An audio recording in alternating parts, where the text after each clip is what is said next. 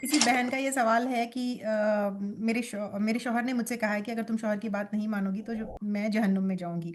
ऐसी कोई दलील कुरान और अहादीस में नहीं है कि अगर शौहर की कोई बात नहीं माने तो औरत जहन्नुम में चली जाएगी। ये इसीलिए आदमी लोग कहते हैं क्योंकि वो बचपन से जो है इसी चीज़ को अपने अब्बा को कहते हुए सुनते हैं, अपनी अम्मी को, या अपने घर में जो है इसी तरह का माहौल है। बेसिकली इन सिंपल टर्म्स में मैं एक्सप्लेन करना चाहूँ तो इसको ये है कि they have grown up in a toxic जो है एनवायरनमेंट, एंड उनको उस चीज़ की आदत हो गई है। And it's doing this he is doing the same thing, he is making अपने घर का एनवायरनमेंट इज टॉक्सिक। और अगर इस साइकिल को यहाँ पर रोका नहीं जाएगा तो फिर बच्चे भी इसी चीज़ में परवरिश करेंगे।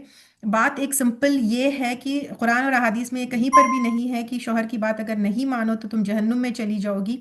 और रही बात चाहे इट अप्लाइज टू बोथ, चाहे वो आदमी हो या औरत, मर्द हो या यानी हस्बैंड हो या वाइफ, या शौहर हो या बीवी, किसी की भी जायज़ बात मानी जा सकती है। नाजायज़ बात जो है वो मानने का हुक्म कहीं पर भी नहीं है। अल्लाह ताला की इताअत जो है वो मतलब अनकंडीशनल है, लेकिन इंसानों की जो इताअत है या किसी को भी ओबे करना है, चाहे वो हस्बैंड हो चाहे पेरेंट्स हो, दैट इज़ कंडीशनल, कि वो अदल और इंसाफ वाली रखती हो और जायज़ जो है बात हो और अल्लाह के हुक्म के खिलाफ ना हो। तो ऐसे किसी की बात नहीं मानने से कोई जहन्नुम में नहीं चला जाता।